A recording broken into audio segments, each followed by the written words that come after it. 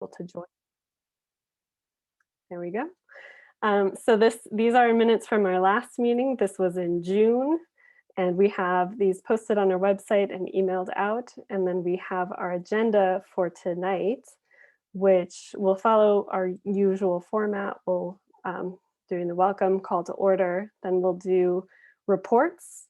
We don't have a state legislative report tonight, so we'll just jump into some of our local reports, but we have lots of topics to cover because it's been a busy summer. We'll talk about Northwood Park, where there's a camp on private property just north of that park. We have a proposed budget for the council to consider, draft resolution introduced by a member about housing and homelessness, and then a project to announce for Fish Creek Trail. And then we'll have our neighborhood and community announcements, which is a great opportunity for folks, if you're new, to introduce yourselves, or if you have issues, events, things going on in your area to share with the group. And then we'll pick the door prize. And so with that, I will entertain a motion to approve our consent agenda, which are our minutes from June and our agenda for tonight. Do I have a motion? I move to approve the agenda. This is Tom McGrath. Thanks, Tom. Do I have a second? Peggy Oth's second. Peggy, thank you. Any discussion? Okay, then we will go ahead and get rolling. I would like to introduce our executive board members, and then I'll move us into brief reports. So let me stop sharing my screen. So our executive board members, we have Meg, who serves as our secretary, and Arena, who is our treasurer, and they both have access to the chat box, I forgot to mention. So if you have questions or anything you'd like to put into the chat, it'll come to us as hosts and we'll be able to ask questions of presenters. So please use that feature. We also have Irene here, who serves as our vice president, Peggy Oth, who serves as an auditor. And then we'll be joined later by Tani Sakarichia, who is also an auditor, and Julie, our auditor, is out. So that is our executive board. If you have any questions, always reach out to us, but please use the chat throughout. So with that, I'm going to just go ahead and move us into brief reports. These are quick reports from our assembly, school board, airport, and police department. I'm just going to have to check who's all here, but I do see our assembly representatives, Austin Quinn Davidson and Cameron Presverdia. Welcome to both of you. It's been a while since we've had Austin here, and so I just want to take a minute to thank her for serving as acting mayor during a difficult and really challenging time to pull everyone together. So just appreciate all the work you put into it, and it really means a lot to have you there, but also West Anchorage kind of represented in that role. So I'm just going to turn it over to both of you. You know the drill. So please share. There's a lot going on, so I know it'll be quite a bit to fill in. Thanks so much, Lindsay. And hi, everyone. It's been a while. Cameron, I don't know. I have a little list of things. Do you want me to start and then? Yeah, I think that'd be great. Well, let me just say real quick, and I'll just share a little bit, and then I think you can have your list. I just want to say hi to everybody, and I'm actually quarantining at my house because I'm COVID positive, and so I've been quarantined for the last week and a half, and so it's really good to see everyone, and I'm excited to be back in this meeting, and I'm excited to actually get back out into the world. But I'm going to hand it over to Austin to do an update, and then I'll certainly add anything that I have once she's done. Thanks. Thanks, Cameron. And I wanted to take this opportunity to introduce my new aide. Many of you know Judy. She's come to our community council meetings for a long time. Judy got a full-time position, so she was no longer able to serve as my aide, but I luckily got to know Geneva, who's here, who's doing a great job. And so Geneva will probably be coming to these meetings and helping with constituent issues. So just glad to have her here. One thing that's been going on is a coordinated effort, a facilitated process, which Cameron might want to talk about too, but between the administration and the assembly with regard to our both short-term and long-term plans for homelessness.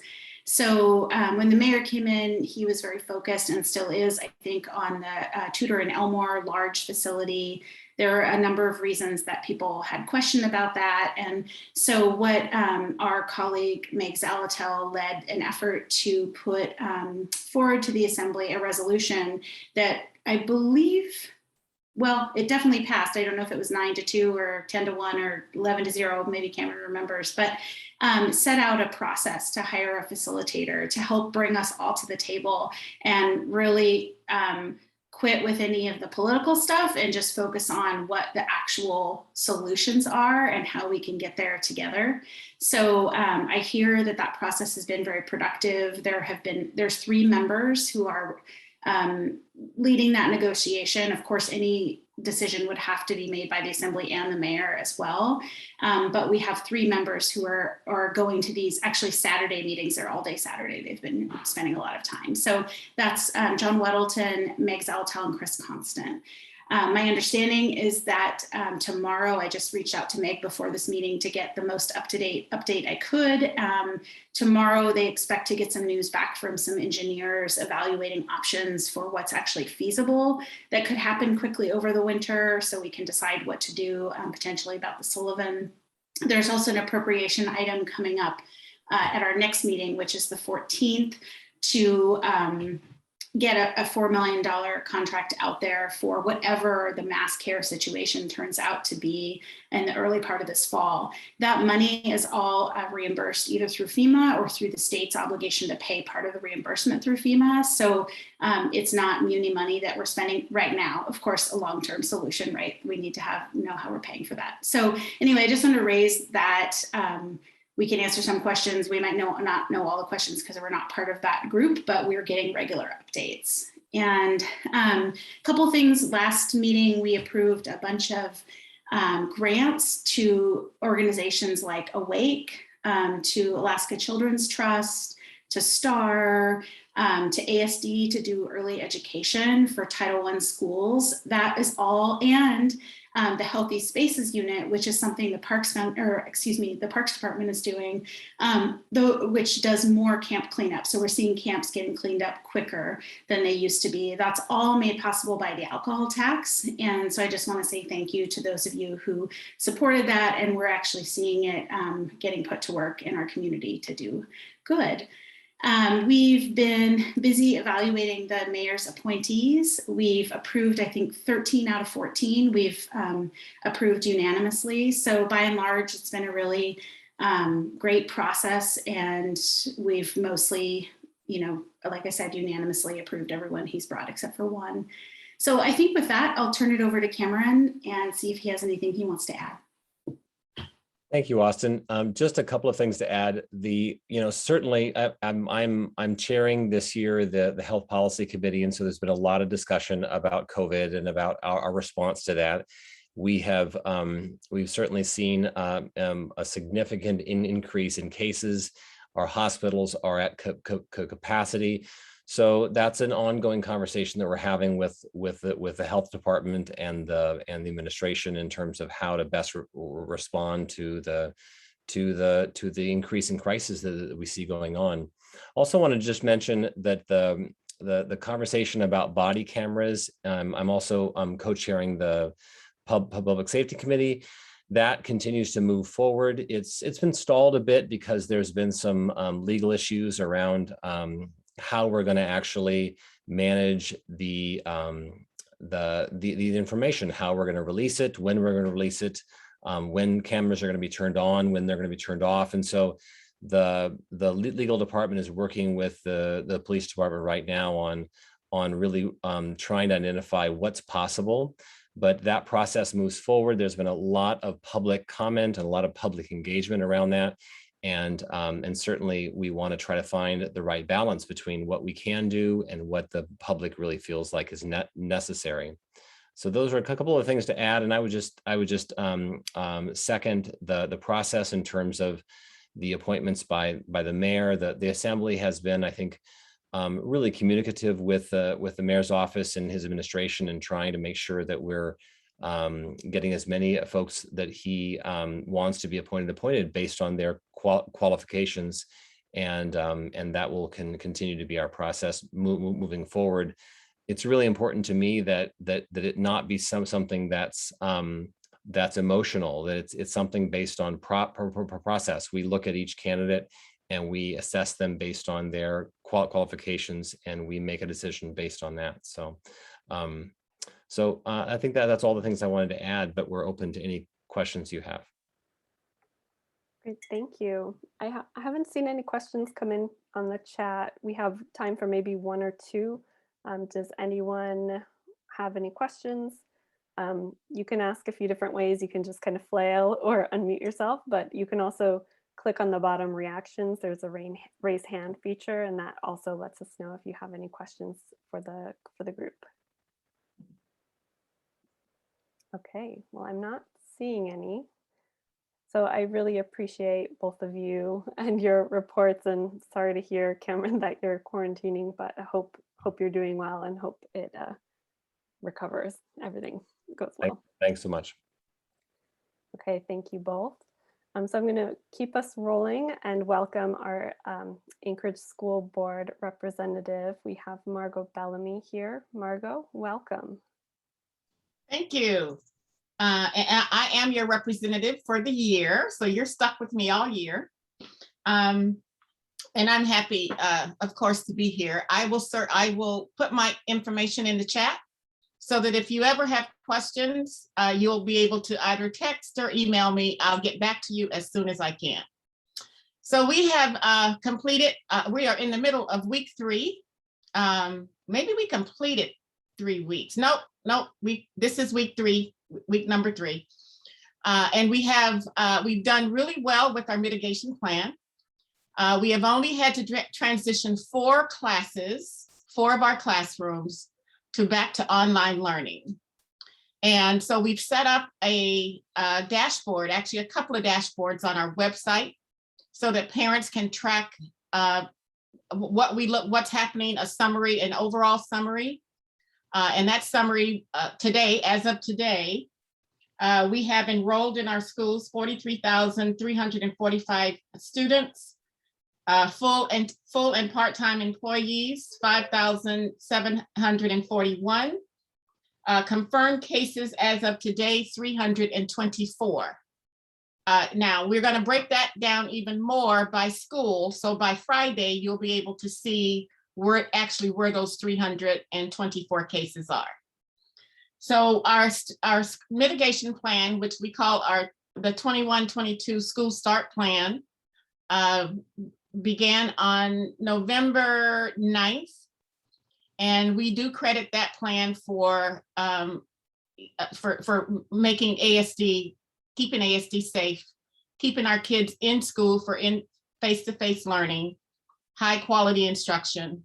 And so we are, but as the variant changes, it creates more challenges, and we'll just have to adjust. But currently there are all of our activities are taking place. We have not suspended any activities. You may have heard, if you have kids who ride the school bus, you may have heard that we're having some issues with keeping our drivers safe and healthy. It is not a money issue. The issue has to do with drivers getting COVID and being ill. So we're doing a temporary suspension of our service, providing services, continuing to provide services to our special needs population, as well as our Title I schools, but even that's on a rotating basis. So that the first 3 weeks we will have, we can provide services to this part of the community. And then the next phase, we have 4 phases set up. Our goal, of course, is to get back to normal as quickly as we can. So if you know anybody out there with the CDL and is healthy and willing to work for the ASD, we appreciate that. We also need people for food service. So COVID has, in addition to interrupting our normal operating procedures, it really is hitting parts of our services harder than other parts. Let's see. The only other thing I had is really relative to our meeting schedule. We continue to meet on Tuesdays, the first and third Tuesday, so that we don't conflict with the assembly. Our regular meeting starts at 6. We normally will have a work session at 3. They are both live streamed, and I can put that information in the chat if you'd like to have it. Other than that, I'll take any questions if you have them. Great, thank you for that report. I don't see any questions in the chat, but I Irene. see Irene. Yes. Hi, Irene. This is kind of a narrow issue, but when you're talking about the bus drivers, are there bus aides or assistants on the bus, or is that also an issue where we don't have enough people to support that? It's primarily our drivers. Okay. It's the drivers. It's the skilled driver with the CDL. That is that's for transportation. Now in student nutrition, it's different, but go ahead. Okay, well, I have already mentioned to a few people that got on early that I work with the International Student Exchange, and just yesterday or today I had my first meeting with this student. So I asked her how it was going in school, and her host family's great. And she said riding the bus is hateful because of the attitude and the language and profanity and it's a high school, of course. And I was pretty appalled. So here comes a student from another country to the United States and, was loving it. But who would the student or the parents, host parents, or myself contact about the behavior on a bus? If the driver has to drive and focus, there's nobody that kind of maintains any civility or courtesies or manners. She said in the morning it's fine because everybody's asleep, but in the afternoon it is rockets. Yeah. Okay. Yeah. And I would say start with the principal. Okay. Make sure, because, there can be an intervention, but let's start there. Okay.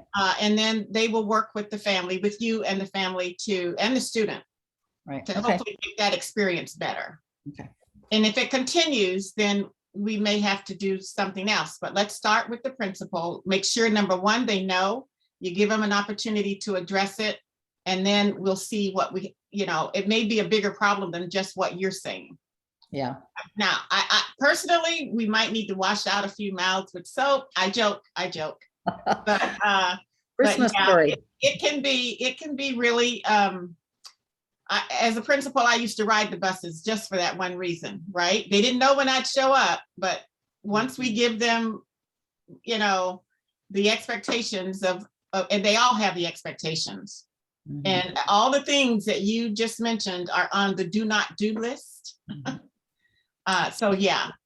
So start with the principal. Okay, I'll do that. Sorry, And because it's like a Yes. toxic atmosphere, I'm thinking that the bus driver, that's his or her work environment. And if we have Yeah. a work environment where there's this kind of nasty, cursing going on and maybe even, derogatory comments made about someone, that's not acceptable. Even say, oh, they're just teenagers. Oh, that's just boys and I we know, girls. no, it's not acceptable. Yeah, okay, thank Give you. some reminders. Yeah, Thank you. thank you. We have 2 more questions, then we'll keep rolling, but we'll go with Rosemary and then Cheryl. So go ahead, Rosemary. Hi, I have a question regarding our reading and math scores. They keep seeming to be in the bottom nationally. What does the Anchorage School District have in mind to turn this around? So and that's a great question, Rosemary, thank you. We just adopted a new set of goals, and we only have 3 so that we can really focus on those 3 goals. One of them is reading, one of them is math, and the other is life, career, and college ready. And I can, maybe at a future meeting, I can bring some of our, because we have our goals, but we also have our interim goals as to how we're going to go from 42% to 80% in 5 years with our reading. So we're not quite at the bottom nationally. Nationally, the scores are extremely low, lower than what anybody would be proud of. But this board has decided that that is a priority, and that's where we need to put our resources in those three goals. And reading is right at the top. Thank you. Sure. Great. And Cheryl. Hi, Margot. What is Hi. happening with the AEA negotiations? Hey, Cheryl, long time no see. Yeah. Well, yeah, what I can tell you is that they are ongoing. They did not meet during the summer at all. I think they had their first, they may have met today, but I know they met last Wednesday for sure. And that was the first time. They did not meet at all during the summer. Okay. So what I can say is that the negotiations are ongoing. And from what I read in the paper, both sides felt things were going smoothly. Their words, not mine. Thanks. Sure. And I can bring updates back to you at in terms of what I can share. Okay. Thank you. Thank you. And Margot, we have one last question from the chat from Margaret and Matt. Does the ASD expect to receive Afghan refugees? And if so, is there a projected timeline? We have had no conversation about that yet. I suspect we will, but we have not had, I think every state in our country will probably receive some, but we have not had any confirmation or conversation. Okay. Thank you. Yeah, thank you so much. Yeah, please put your info in the chat and we'll share it out with the group. Absolutely.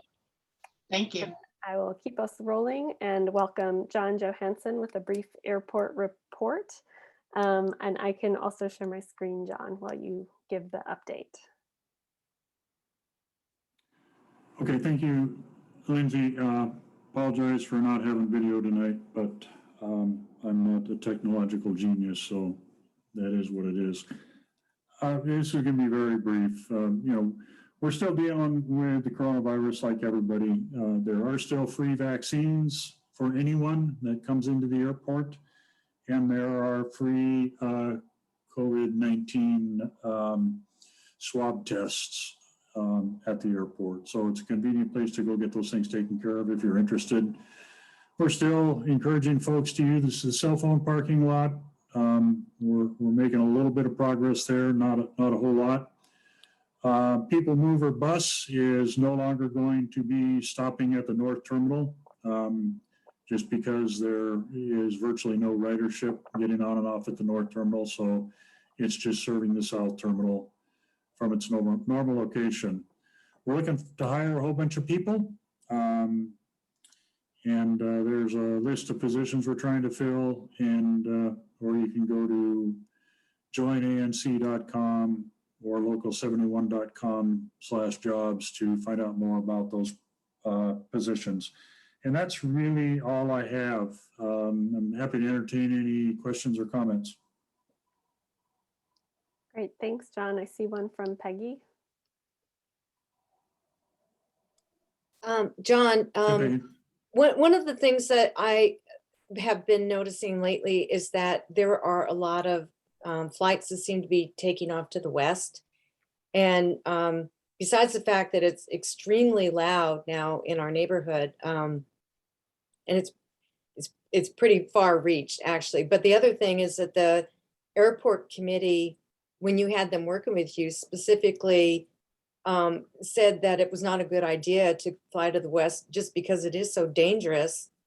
And that's why they built the north-south runway is because of how dangerous it is taking off to the west. So I'm wondering why they're utilizing that runway so much this summer.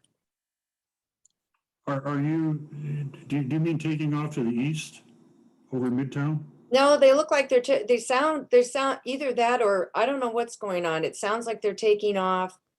But they're at the west end and then they take off, I mean, at the east end and take off to the west. Over the water. Yes. Okay, I'm not familiar with a lot of that going on. I don't know the reason for that, and I'll try to look into it and send an email to Lindsay. Okay, thank you. Great, thank you. I think that's all, John. Thanks for joining us tonight. Thank you. And yeah, I'll move us into welcoming. We have 3 representatives with Anchorage Police Department. So thank you all for joining. I think for this update, it might be over to Officer Kimball and Drake, but we also have Sergeant Bichot here. So thank you all for coming. I'll turn it over to you 3 to share a brief report out. Hi, everyone. I'm Sergeant Ken Bichot. I'm with the APD CAP team. I guess I'll start off. I was here specifically to address some of the concerns you guys had with the Northwood property. I'll let you know what we're doing with that. We're working with Ms. Kraus, who's the owner representative. I believe she's here tonight. So a private property with homeless camps on it kind of presents a different challenge for us. If you don't know how camp abatement works, it's a little different between public properties and private properties. With private property, it's up to the owner to kind of take the first steps. The department, APD, can enforce any trespasses, so we don't need to give them an abatement like we do on a public property. But we found in the past what works best is a coordinated effort with the property owners and the CAP team to be able to schedule either cleanup or kind of property clearing at the same time. If we go in and move those folks off the property, whether we charge them with trespass or not, it's still, we kind of leave them in place there. If we move everybody off the property, we know as soon as we turn the corner and leave, half of them are going to go back in there.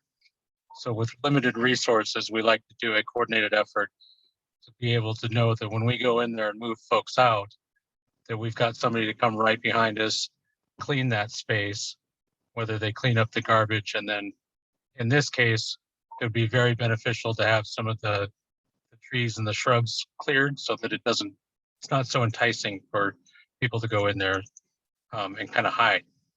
So we've been working with Tammy to get that scheduled, and I'll let her update you on that. But I think she's got a date now for a crew to come in, and then CAP team will coordinate with her, come in there and help move those folks out. Like I said, it's a little different with public property, because public property we coordinate with Parks and Rec, and we kind of have a set system and a set time. And with a private property, we just kind of have to work with the owners. Anybody have any questions about that? Well, thanks for that process. It does lead into our next topic. And so maybe we can also just set that up and have the conversation around this. Sure. This is just north of Northwood Park. There's this property that we've heard a lot about throughout the summer from residents, because there is a large camp located in that private property. So I'm going to turn it over to Peggy Oth to introduce the topic and introduce Tammy, who is the property manager. We wanted to make sure that we had this opportunity as a community for residents to hear more about what's been going on, and what solutions are going forward. So Peggy is our resident Northwood Park expert. So I will happily turn it over to you, Peggy. Thank you, Lindsay. And thank you so much, Sergeant Bichot and Officers Dale and Drake. I'm sorry, Kimball and Drake, for being here. Because this is something that has been so distressing to the community that surrounds this property, which is formally and legally known as the Betcher property, I think it's tract 3. It's been a problem in the past. It was abated about 3 years ago. The property owners hydroaxed it to remain to take almost everything out. It was down to scrub at the end. And it was fine for years up until, or for the most part has been. And then last year, there were some camps on the Fish Creek side of the trail that the Muni has an easement through. That's the Fish Creek Trail. And Austin Quinn Davidson was very helpful to our community in getting those removed really quickly with the Parks Department. But over the winter time, people started to move in there because the vegetation has grown really fast. And there are access points because it used to be a trailer park. So there are other access points other than the trail from the streets on the north side that they can drive onto the property. And so the property so far is not just camps, it's a lot of criminal activity, and consequently, a lot of people do not feel safe anymore walking on the trail, which is only 3 years old as of this month. So I am very thankful that Tammy's here because it's very helpful to the community for her to explain what her position has been, what she's been doing, because the community can't see this. We can't see what Sergeant Bashu has been doing or the CAP team. So I really appreciate you being here. And I think we should start with Tammy because she is the property manager / representative for the owner. And Tammy, if you wouldn't mind just telling us what your plans are, and explain your position. If you could tell the community what your plans are for the property. Sure. Thank you so much for the invitation. My camera's not working, which is probably okay because I'm in a sling. I dislocated my left collarbone last night, so I don't look good. I have been a property manager for almost 25 years, and I took on this owner through other properties. And in July, I was advised that CAP had reached out to them. And so he asked me to get involved. I had no idea what I was getting into, as I had told Peggy on the phone. Our plan, I had hoped to be able to by now already have it brushed and cleaned, but I didn't realize there was such a long waiting list for the equipment. It's scheduled to start the 15th of September to widen and clean out. I don't want to clear cut it. I want to keep some of the trees and things that are there to keep some of the vegetation. With that being said, I met yesterday with a private security company that does a lot of security work for me. And they are going to be starting this weekend visiting with the homeless. And throughout the day, going to be lights, they're going to be loud. They're going to make it very well known that they're not welcome and that they need to vacate. And it's going to continue through, CAP's going to be standing by when we do the brushing and the vegetation. But up until that time, I don't want to just sit and wait. And so I've been trying to come up with something that could help facilitate. And I called my security guy who was on a cruise, and he got back into town yesterday and came right to the office.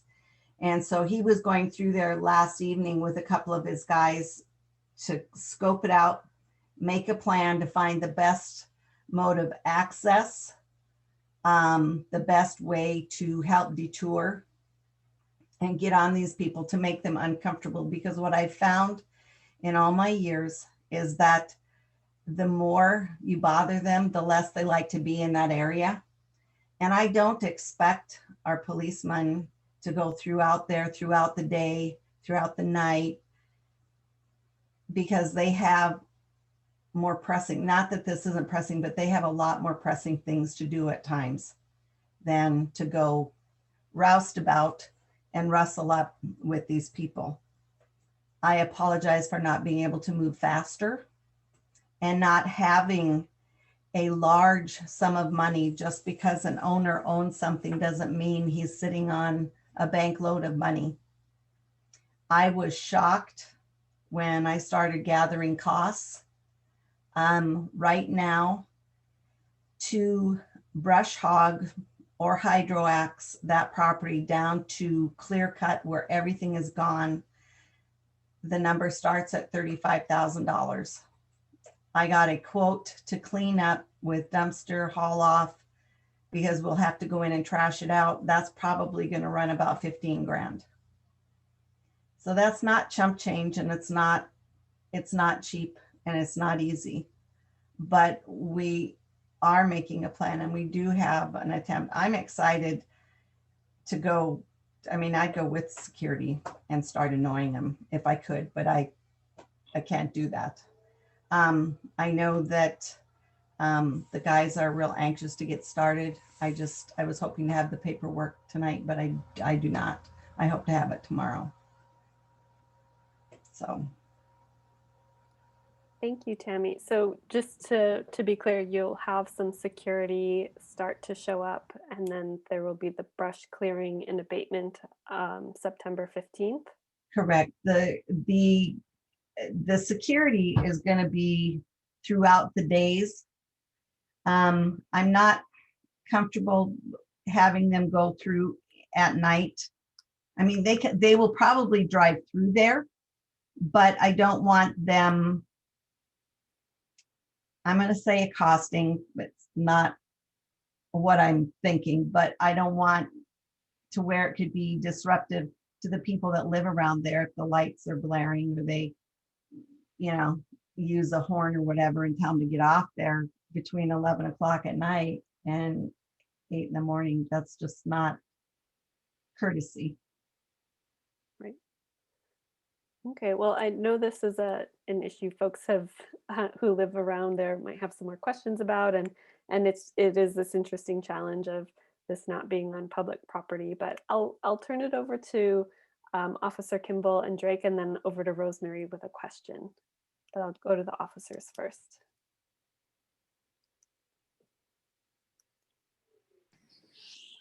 Hey there, Officer Isaac Kimball and Officer Gwen Drake.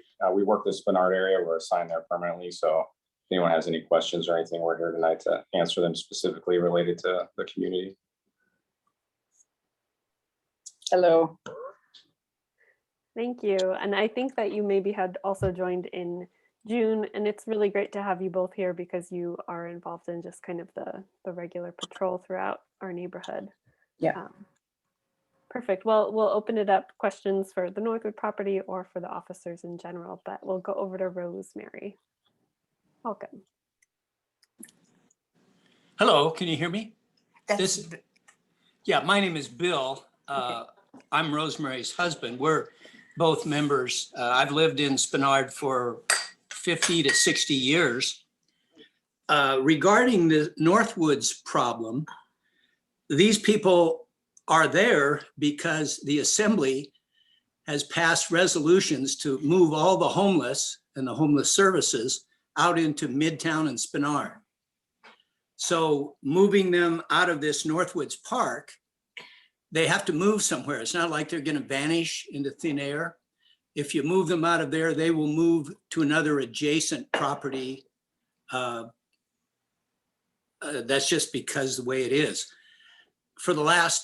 In the last 5 years, the town has changed so much. We have hundreds and hundreds more of these vagrants, homeless.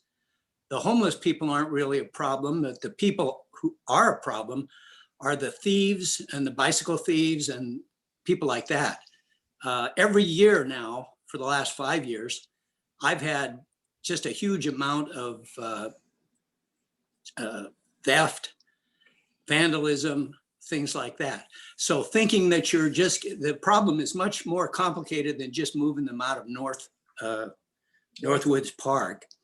The problem is solving them. So your resolution here that proposes new community housing for these people in small amounts, based on the number of homeless, which are, I think, around 1,400 to 1,500, you'll have to have 10 of these around town.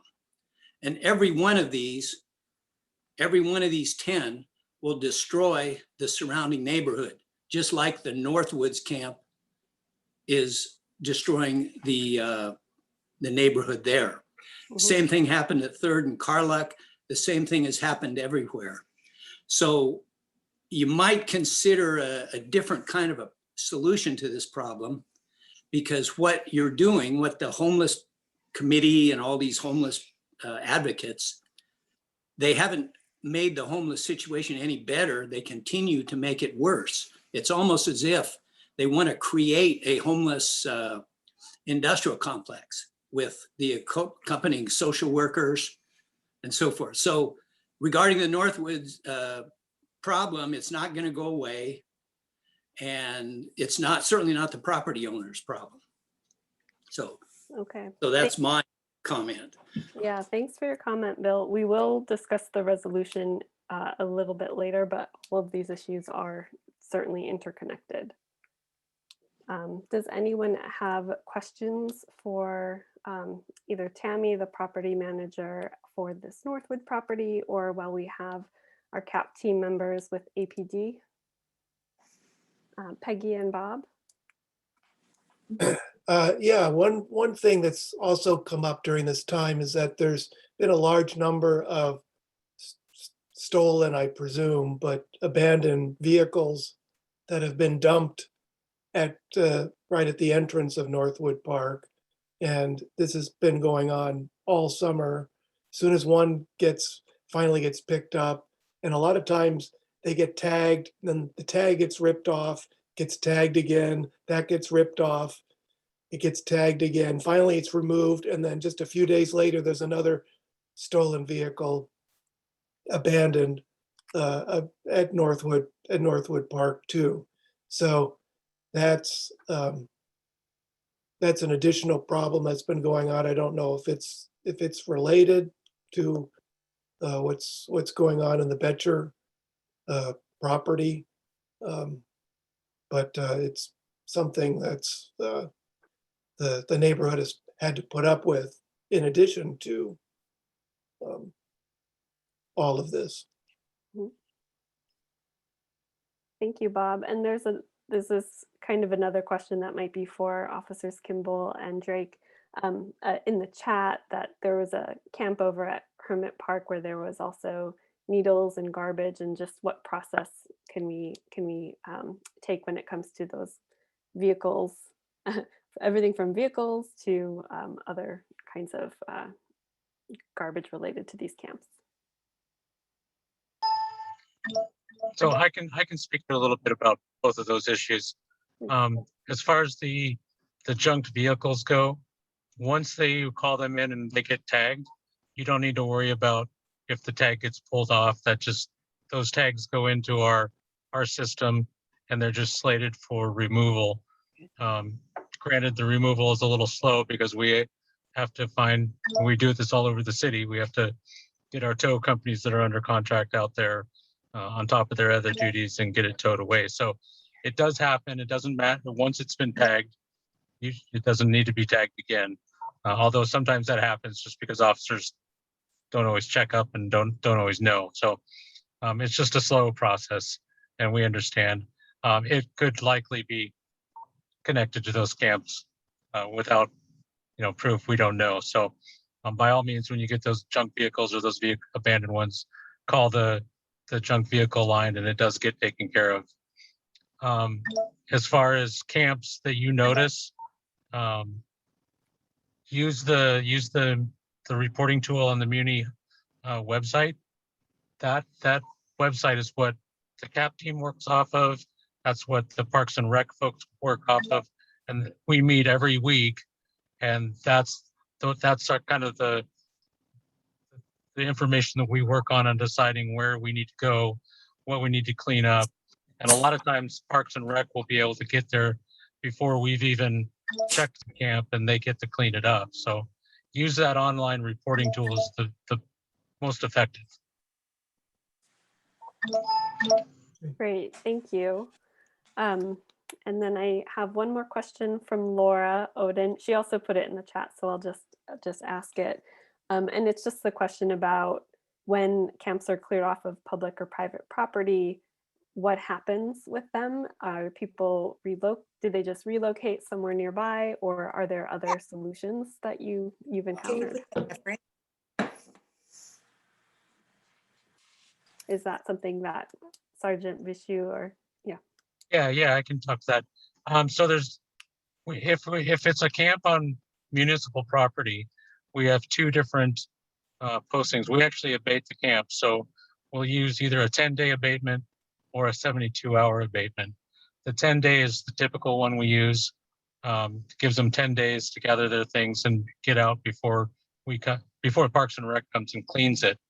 The 72-hour we kind of reserve for locations with safety issues, something out of the ordinary, high criminal activity, safety either to the campers or to the general public. So we don't often use that one. But once the abatement is served, we go in and we post on each structure. We try to contact people that are there. Once that is done, at the end of that abatement period, then Parks and Rec comes in and cleans all that out. And that's kind of the coordinated effort between us and Parks and Rec. We want to make sure that at that 10-day, Parks and Rec is there. Otherwise, it doesn't really have much teeth behind the abatement. So once it's cleaned, it depends on where it's at. There's some areas that we can close altogether. We can put up a notice this area's been closed and you can't come back.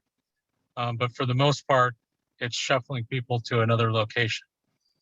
Now, part of the decision process on how many structures and where we post or post abatement is based on the number of spaces available in the shelter. So we look at that space in the shelter each week and decide that if there's enough space, then we can go abate it so that we have some place for them to go. Now, whether they use that or not, a lot of times they don't. But that's one of our bases for deciding what to post is whether there's shelter space. Great. I'm gonna have to keep us moving into another couple questions and then have to cut it off. But Terry, I have you, and then Bob and Peggy. Thank you. Thanks everyone for looking after the Northwood Park. But with regards to the park, are you guys seeing much potential or at least opioid responses or overdoses related to that park?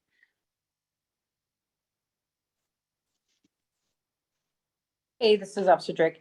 I don't know, Sergeant Bishu might be able to know specifically on that. I've been there before, so I know exactly where you guys are talking about, and it was a fire. Somebody, reported that there was a fire going on. So there was no drugs really involved in that one, but I'm familiar with where you guys are talking about. But specifically that park and drugs, not that I've seen. Have you? Yeah, not that I'm aware of. Yeah, thank you. I run by there every other day and walk by there with a Chihuahua at least once or twice a day. I live right at a corner to it, and I've not been intimidated by anyone. I've not been threatened. I've seen a couple guys walking with big sticks, but nothing, and I could certainly understand. But I think for the property owner Tammy, just a dumpster there would be certainly handy because they definitely have a system set up for a community.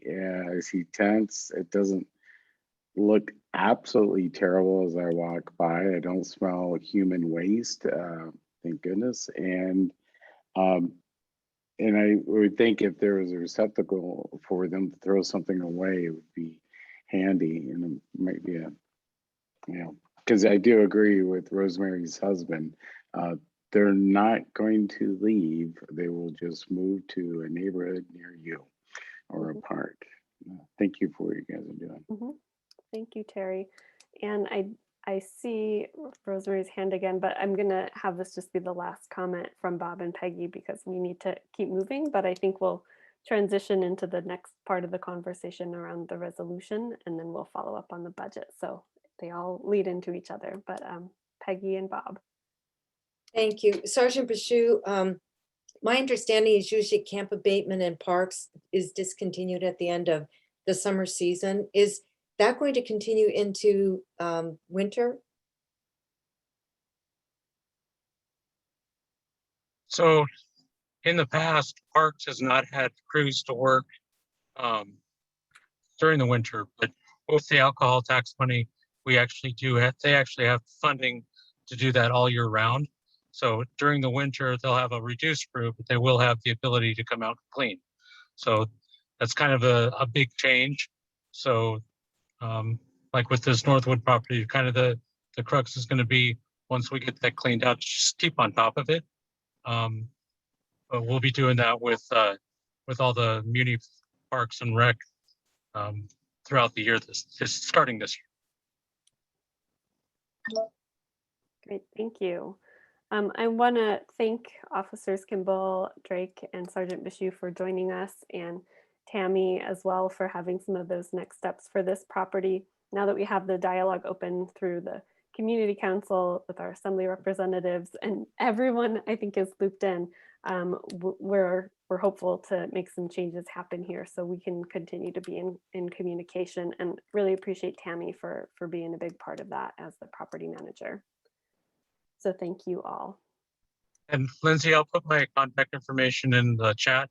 So if anybody wants to reach out, email is best, but I'll put my contact info in there. And if you want to reach out and we can talk a little bit more about this, I'd be happy to. Certainly, thank you. Great, and like I said, our next topic was our community council budget, but Tawny, who's going to be presenting it, isn't here. She's at a softball game and on her way. So I think the next logical conversation will be to move into the conversation around a proposed resolution.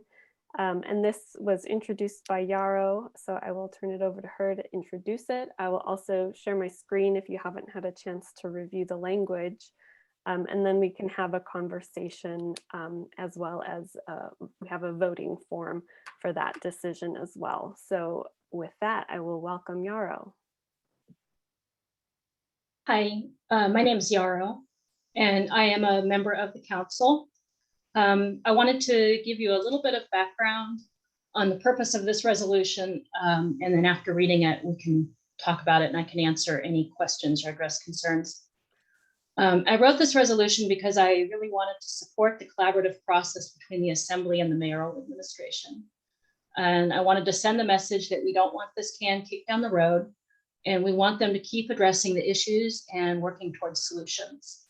I've attended most, if not all, of the committee meetings on homelessness and the community conversations, and I've discussed the issue with a broad range of community members and also providers. So in the resolution, I've really tried to address the concerns that I've heard across the community, as well as keeping an eye towards proven outcome-based solutions in arriving at my recommendation as written in the resolution. I think this issue really needs to be kept at the forefront of the conversation. And so I hope you will join me and support this resolution, sending the message that we support the mayor and the assembly in their efforts. And we really want a workable outcome-based solution to come sooner rather than later. Thank you for considering it. Great, thank you. I'm sharing my screen, so things are a little funny to try to navigate and see everybody, but I wanted to see if there's any questions in the chat. Yarrow has introduced this, so before we go into discussion, I will just ask if there is a second, and then we'll have a discussion and can have the vote from there. So do I have a second? This is Cheryl Lovegreen. I second. Great. Thank you, Cheryl. All right, and I will just scroll. These are the last parts of the recommendation or of the resolution. Is there any questions or discussion from the group? Hey, Lindsay, can you scroll back up? I didn't get a chance to read that first page. from the top? Yeah, that's probably good. Okay. Thanks. Yeah, thanks. Okay, so I will turn it over. It looks like Rosemary and Bill, and then Tom McGrath.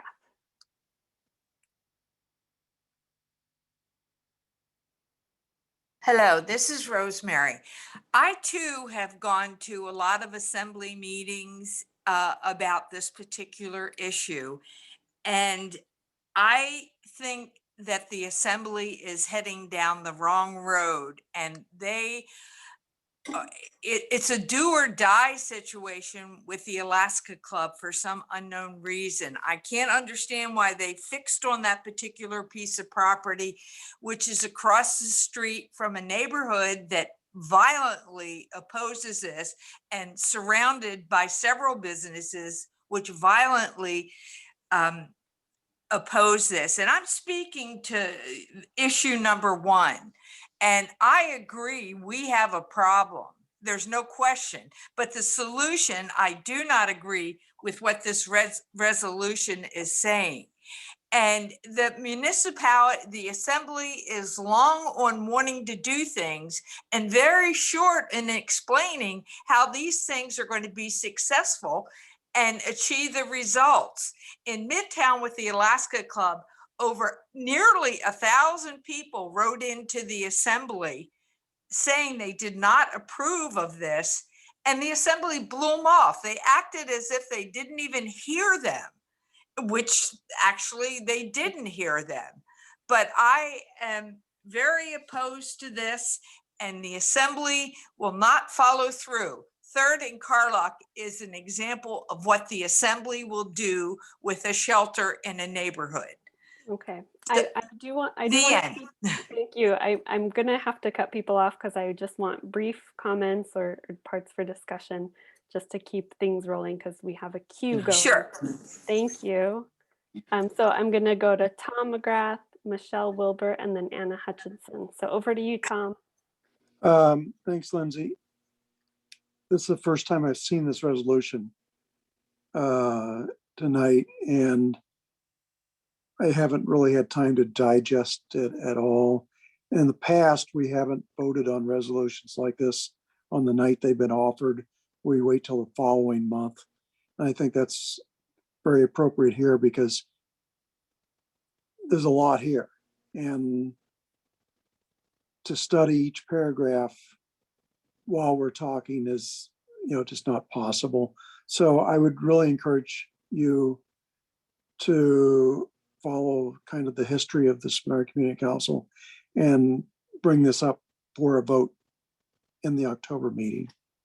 Thank you. Great, thanks, Tom.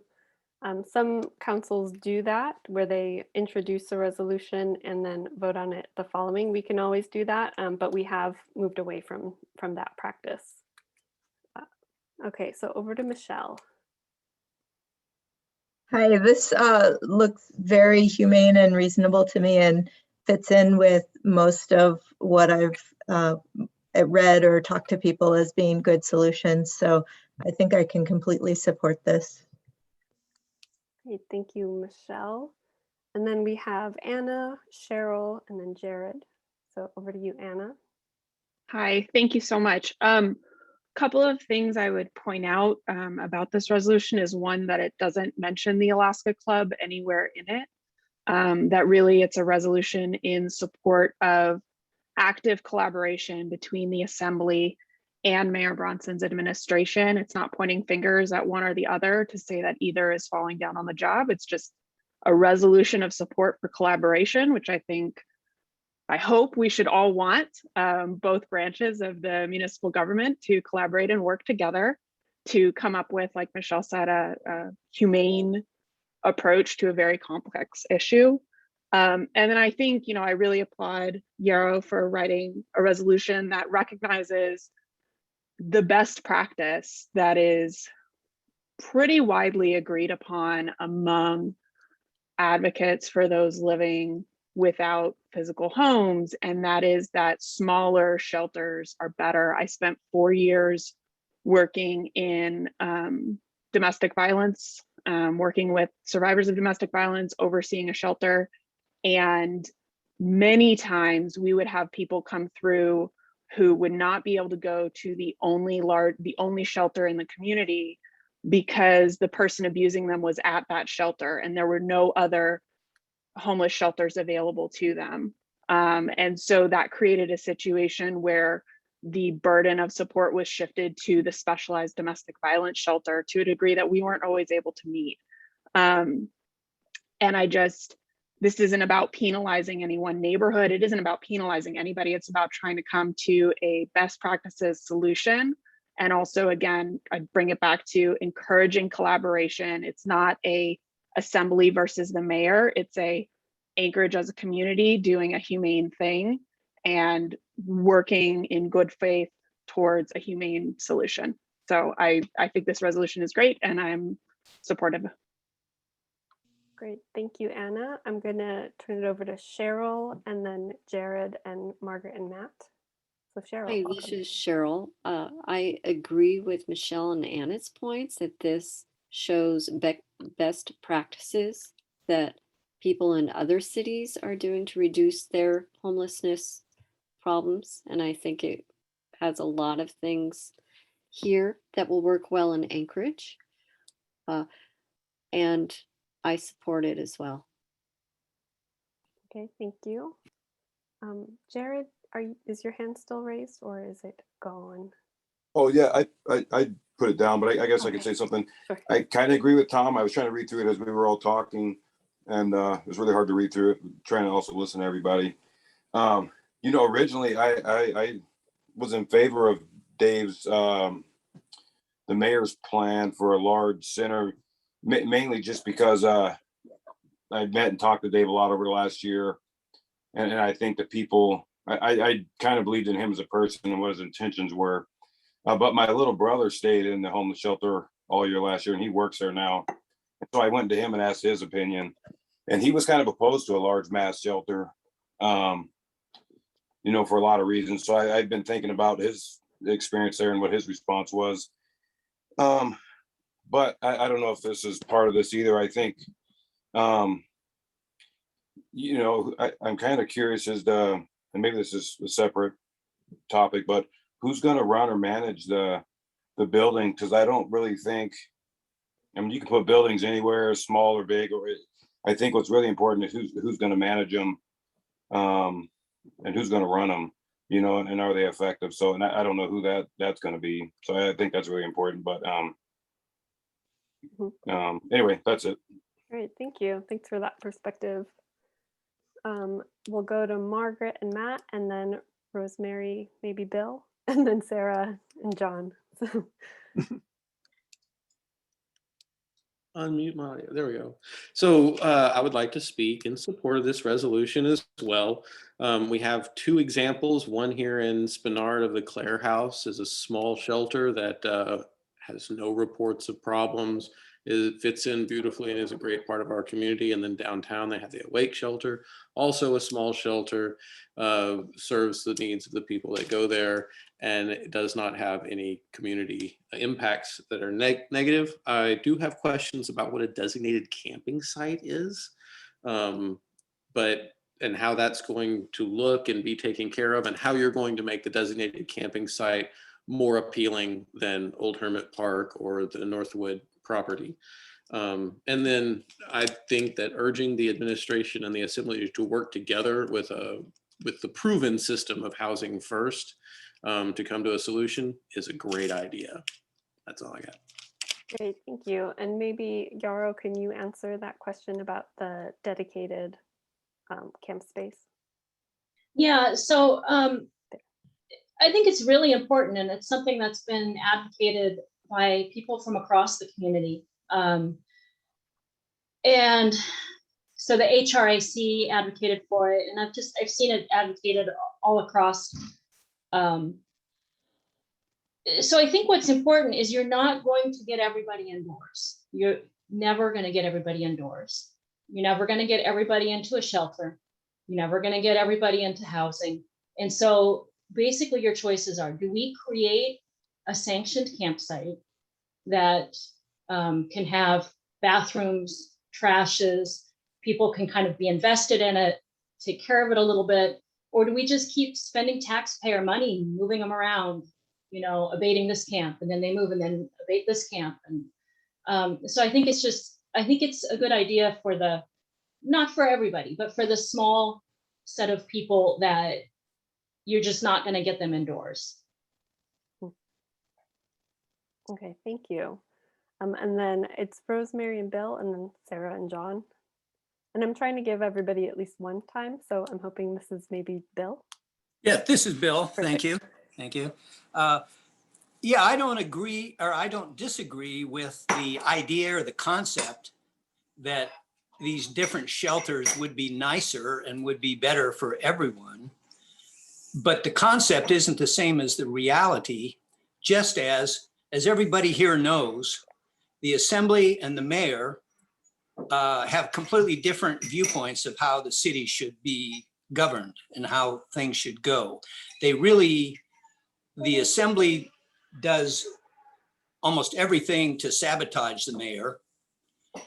And there we are. And if there are so many of these homeless people now and vagrants and thieves, the homeless people certainly need to be helped. But for people who are neighbors to this, like me, this year, I've had my car broken into, had just immeasurable theft and things like that. Being next to one of these facilities, like all you have to do is look at 3rd and Carluck and look at the Northwoods campsite, and that's what you're going to have. A lot of these people aren't really homeless people. They're vagrants and criminals and drug addicts, and they really have no desire to get a job or to help themselves, unfortunately. Would be nice if they could, but also the costs of running, say, 5 or 6 of these, each one has to have a whole set of social workers to manage it. The costs are going to be extremely high. Our mill rate for the last 5 years has gone up 21%. For property owners, this is, you know, if you just own a house or whatever, it's probably not a problem, but eventually will be a problem. It shows no sign of reducing spending or even controlling spending. So anyway, I'm against this resolution, and I would agree with Tom McGrath that we should at least postpone it. Thank you. Thank you. Okay, so I'm going to turn over to Sarah and then Bob and Peggy, and then we'll have to make a decision on moving forward. So over to you, Sarah. Thanks. Yeah, I want to speak in support of this resolution. It says that we leave the details to the subject matter experts, and I trust the subject matter experts. This is not a new issue. This is something that this community has been dealing with for decades. And I think it's time that the city of Anchorage invest in its residents.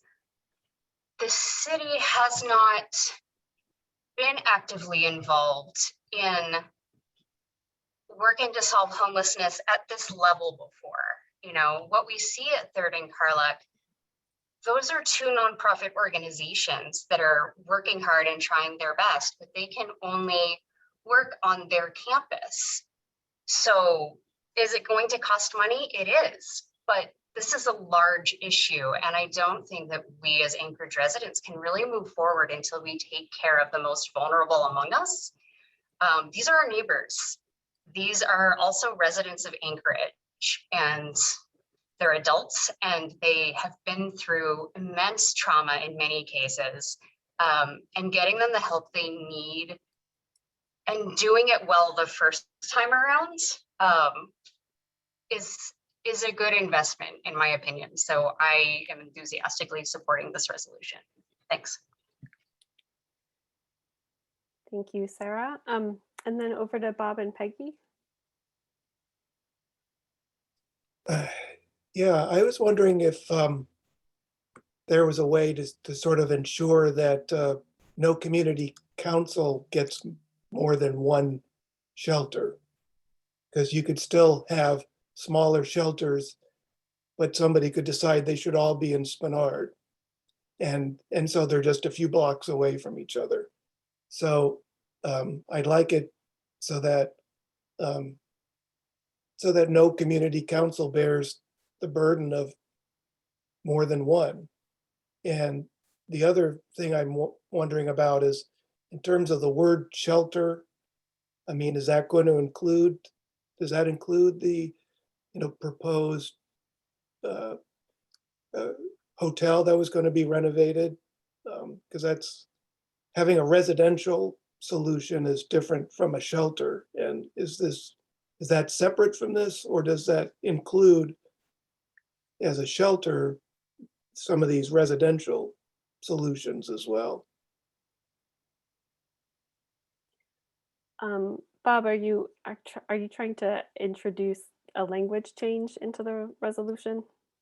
I guess I am, on a friendly way. That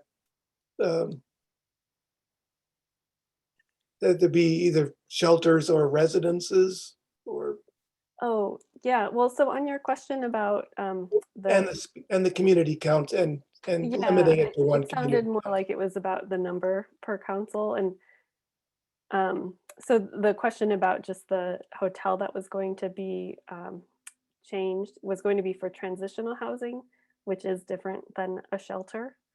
The transitional housing is more like permanent housing for up to 2 years. So it's not necessarily the same parallel as the shelter. And then I also think part of the reason to advocate for smaller shelters throughout the municipality is because we have them concentrated right now in Fairview. And so I don't know that we can quantify. And so you could try to introduce something that has a quantification, but that's part of why I think this language and this approach is being considered.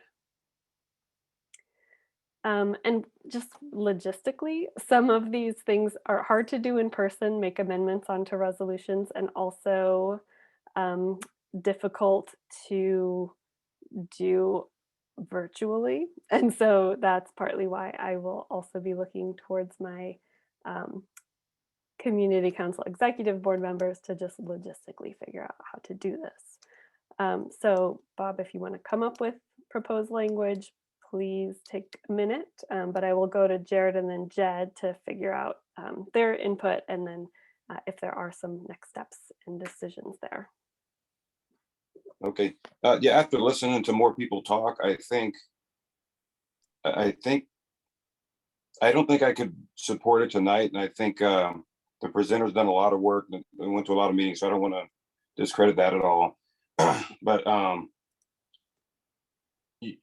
I haven't thought about the cost and the effect of having a sanctioned campgrounds in a neighborhood.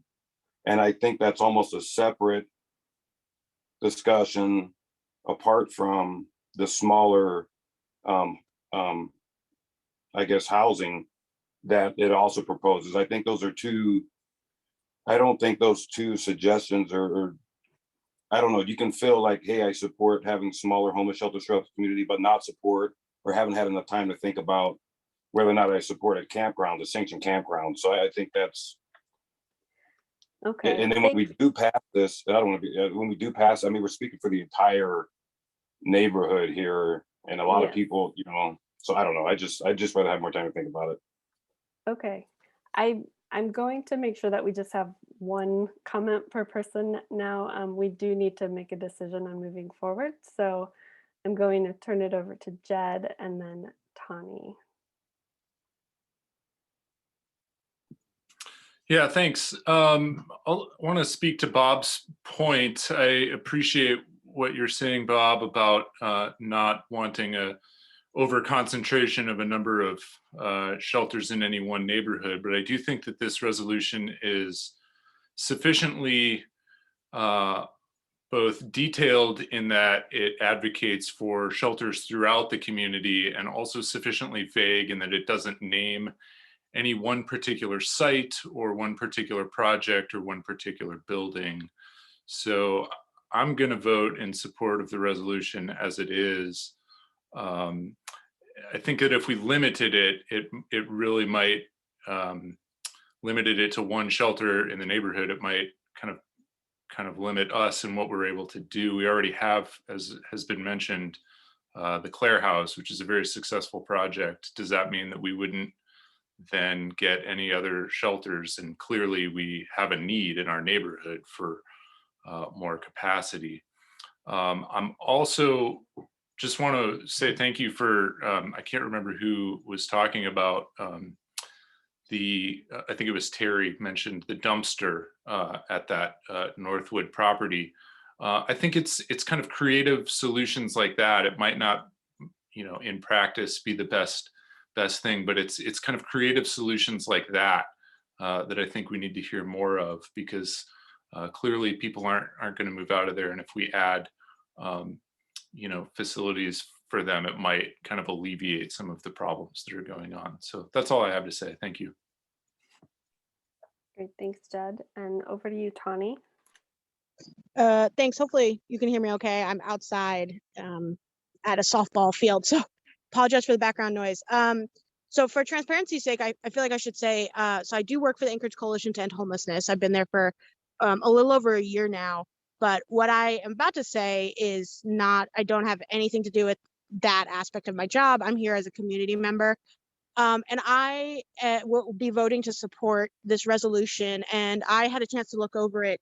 And I have to say that I think that it is a giant leap in the right direction for community councils. I think there's a leadership vacuum that I see right now, regardless of political, ideology. But I think there really needs to be community voices, collective community voices on this issue. And that's exactly what the Spenard Community Council is. It's a collective voice. So even though not everybody from our neighborhood is here, we are here together, those of us who made it, sort of as a fragment, a piece of the collective of Spenard.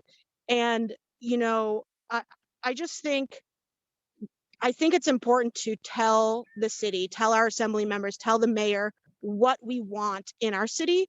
And to Jared's point about not knowing the research and not, maybe not needing more time to understand this, what I have learned in the year and a half I've been at the coalition is that there are so many people who have been spending years doing the research.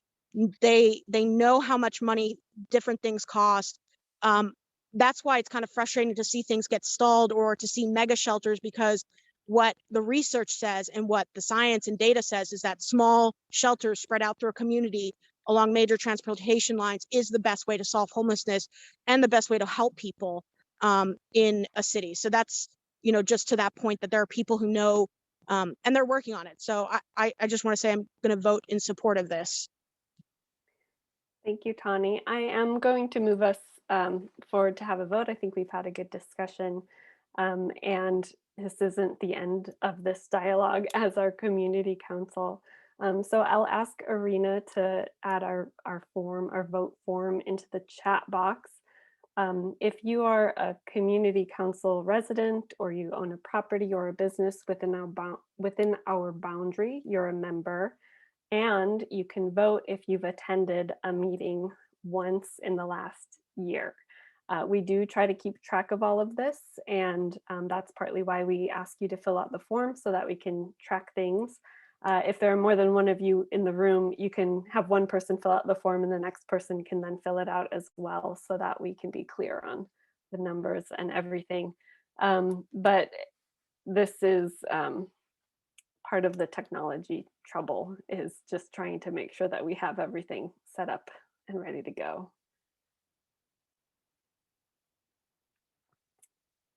So the form is in the chat, and then we can move on to the next topic and let everybody know how the vote goes after then. Arena will watch it. So sorry to have it be rushed. I feel like I do this every time we talk about these issues, so I apologize. But because we are running low on time, I am going to make a change on our agenda, and our proposed budget can wait until our next meeting for October. So I'm going to move us into this Fish Creek Trail project and then community announcements. And I'm wearing two hats. I work for NeighborWorks Alaska, and I, of course, volunteer on our community council. And earlier this year was able to work with our council and a few other community partners on a project that we've called Stories of Fish Creek. And we received funding for it from the AARP Community Challenge Grant. And then I was able to leverage some funding from NeighborWorks America. And the idea is to celebrate Fish Creek Trail. So it's the recognition that we've put a lot of time and energy as a community to improve Fish Creek Trail, from extending it through this section through Northwood Park to resurfacing the trail, the whole trail from Red Bridge Park all the way up to Barber Street Park. And we wanted to bring some arts, culture, and storytelling to the trail because it is a gem within our community. So with this funding, the Community Council is working with NeighborWorks Alaska, with Anchorage Parks and Recreation and the Anchorage Park Foundation to put together a project to bring interpretive signs to the trail and have local artists, storytellers, poets provide the information to put onto these signs. So we're really excited about it, and we just launched it today and sent an email, put it on social media, but the request is for folks who are interested to submit concepts, ideas of what they would like to include on the sign. If they are painters and they would like to create a piece, we ask for proposals to be submitted through September 17th. And then from there, our executive board and selection committee members will move forward on inviting some of the artists or storytellers to put the projects together. And we'll launch it at our Halloween events. So we are hoping to do a trick or treat event along Fish Creek on Halloween 31st. So all of these will feed into having a community celebration where we can stay safe and distant. And it's an event that we did a couple of years ago to a lot of success. And so we want to be able to bring the community together and celebrate again this fall. So I'll put those links and information into our chat box. Like I said, if you're here, you probably received an email earlier today with the information, but the idea is to bring some of the quirky, fun culture people that we are of in our community onto our trails and celebrate it. Do any of our executive board members want to share anything about this, or anyone have any questions on it?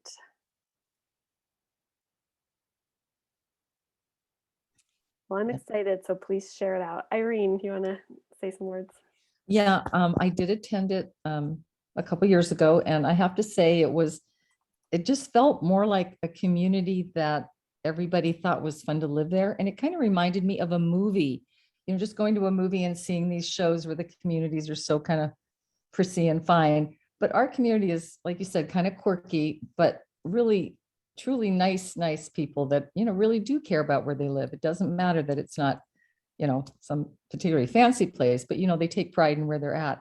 I found that event to be really fantastic. So I would, if anybody didn't go, and I don't even have children, I still went.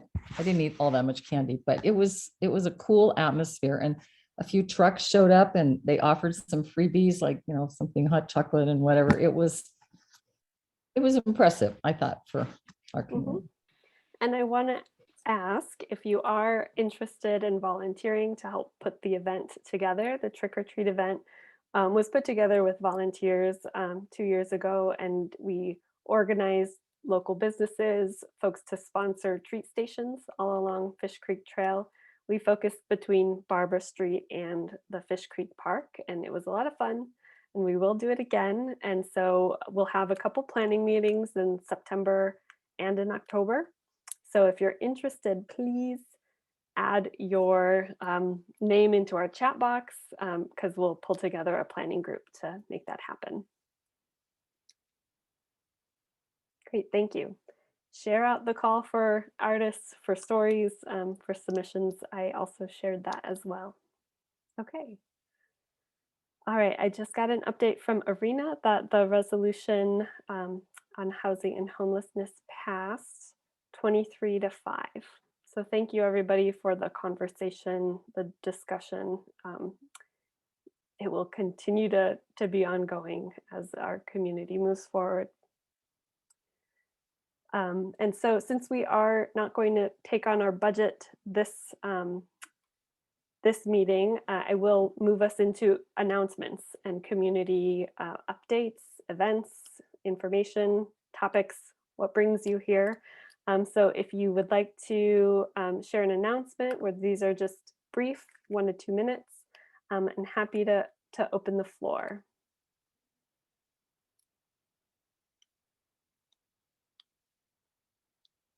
Jed, Karen, I'm gonna write a list, so you just keep raising hands, but go ahead, Jed. Thanks. I think, I don't know if you can unmute both Karen and myself. I think we're here for the same Yeah, go topic, for it. but Karen and I are both on the board of the Friends of Fish Creek, and we're here to, well, maybe Karen can talk a little bit first about what Friends of Fish Creek is, and then I'll talk about something that we've got coming up. Great, thank you. Well, this is the perfect lead in, Lindsay. Yeah, so kind of continuing on the theme of the gem of Fish Creek in our neighborhood. Friends of Fish Creek is an organization, a volunteer organization that is advocating for the daylighting of Fish Creek in the areas that it's not daylit, which means that the areas that it's not above ground, we would like to see it above ground, and that's about 70% of Fish Creek. So that is the impetus of our mission, and another part of our mission is acknowledging the cultural significance of Fish Creek and the establishment of an adjacent east-west Fish Creek trail. So something that we've got coming up on September the 11th, which is a Saturday, we are teaming up with the Anchorage Waterways Council for their Creek Cleanup Day. And we are looking for volunteers to help clean up parts of Fish Creek. And last spring, we focused on kind of the section right around Gwinnie's, going up to Fish Creek Park. But this fall, on the 11th, we're going to focus on the creek as well as the adjacent trail section from Minnesota Boulevard to Northwood Drive. We're going to meet at Red Bridge Park at 11 a.m. Red Bridge Park is at West 45th Street. And we will supply garbage bags. All you need to do is bring maybe some work gloves and maybe rubber boots. And want to give a shout out to Anchorage Waterways Council and also to Spenard Builders Supply, who are going to supply a dumpster for us to put all of the collected trash in. So we would love for you to come out and help us out clean up the trail and clean up Fish Creek and come and learn more about our organization. So thank you. Perfect, thank you. I think I'll be there. I have an announcement from the Spenard Road Rehab team, the folks who are working on the Spenard Road from Benson to Minnesota asked me to share an upcoming open house. It is September 27th from 5 to 7, and they're going to have an open house outside and the Nave parking lot. So I just added that into the chat. We've had them come to our meeting a few times, and they may have the open house and then come to our October meeting to share out what proposed alternatives they're thinking about for the road. They didn't have that information set for this time. They're doing a lot of outreach to businesses right now, but they will have the open house later this month, and then we will have them back at a council meeting as well. Any other updates? Any new folks? Oh, hey, Alana, go ahead. Hi, everyone. It's not so much an update, but I just wanted to, well, first of all, I'm Alana. I work for the Office of Substance Misuse and Addiction Prevention and do a lot of overdose prevention. But this is separate. This is more of me caring a lot about Spenard. Yesterday was International Overdose Awareness Day, and Alaska experienced its worst overdose rate last year. And as we know, Spenardians are unfortunately big victims of overdose. Oftentimes, we've probably all seen something that may have looked like an overdose in the community. And but we can all play a part in that. Death is completely preventable when somebody overdoses if you have Narcan on hand and if somebody gets that Narcan right away. So I'm proposing that one of the things that my office does is we hold Narcan build out parties where people come together, and in this environment, we don't have to come together, but you build the Narcan kits and you get trained on how to use them if you come across somebody who may be overdosing. So if that's something the community council is interested in, that would be pretty neat for us to do and really be able to support the people in our community. Additionally, today is the first day of Recovery Month, and it's a reminder that so many people survive overdose and go on to recover from substance misuse. So if we can play a part in ensuring that they can celebrate this Recovery Month, I think that would be pretty cool. And so if we're interested, or if you just want Narcan to carry with you, email projecthope@alaska.gov. And that's what I have to say. Thank you. I'm writing that down so we can have a Spenard build out party. Okay. Perfect. Thank you. Terry, welcome. My name is Terry Cadle. I work with also Alana with DHSS, but I'm also on the vaccine team. A couple weeks ago, we had, or months ago, we had a doctor that I work with as well speak. But I just wanted to remind everyone that it's still sleeves up for vaccines, and there's still opportunity to get a vaccine. Some of you might be wondering about a booster and or third dose. The third dose was for people with high immune compromise, but they are coming out with a plan for coming up with a booster plan, and that should be published here soon by the CDC and the ACEP group. With that, the recommendation is still to stay in the same family of vaccines that you had received. So if you started off with Pfizer, to stay with Pfizer, and so on. But I also wanted to mention that you could read the newspapers, here in the news, that the Anchorage, Alaska's hospitals are at the brim right now. That is absolutely true. And on one way, we're trying to relieve pressure on the hospitals that if you do test positive, before feeling, if you're testing positive, talk to your medical provider about monoclonal antibody treatment. People that receive this treatment tend to not be near as serious and or have the need to be in an ICU. So that could curb our positives from stepping up into a treatment level that would require ICU beds to try to relieve some of that pressure. And the ultimate way out of the pandemic, at least for this one, is a vaccine. So encourage people that you to talk to, and there's still plenty of opportunities. Thank you. And I put some, I did message, if you, weekly, we have a Science Echo that can give you the latest publications and the latest information. It's got typically Dr. Zink, Joe McLaughlin, head epidemiologist, so give some solid information from the source.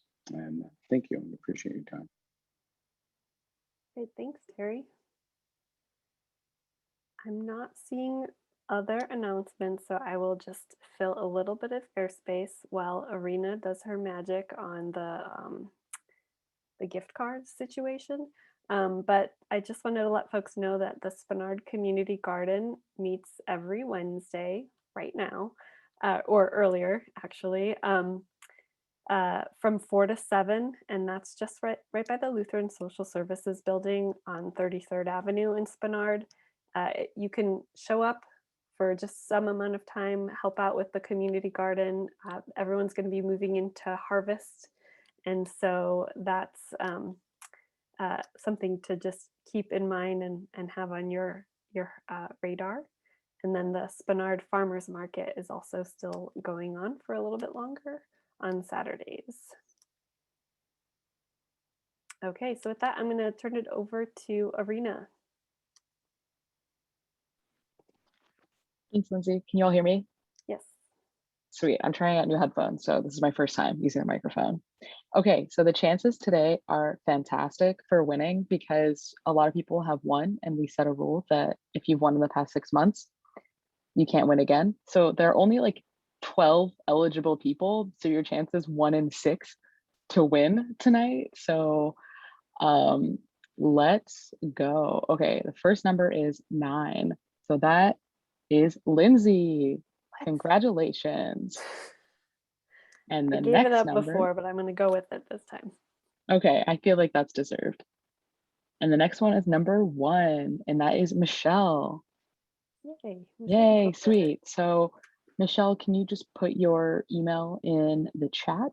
Just send it to me and we'll get you that gift card. Congratulations. Come back next month. Thank you. I'm trying to pull up my agenda because I lost it. I think that's everything, but before we adjourn, I just want to apologize. When I moved us into the vote for the resolution, I just realized like I didn't wrap up the conversation about language change or anything like that, and that is totally my bad. And not being in person, you don't have people flailing or poking you to slow down. So just wanted to apologize for that, but I think our vote would have not have changed so much, but just wanted to share that was my bad. And so with that, we will do better next time. And so I will entertain a motion to adjourn. Move to adjourn. Thank you, Just Tom. McGrath. Okay, This is thanks. Peggy, second. Thank you, Peggy. All right, our next meeting is October 6th, and hope to see folks before then to plan some trick-or-treat events. And if not, at the next meeting. Thank you. Bye, everyone. Nice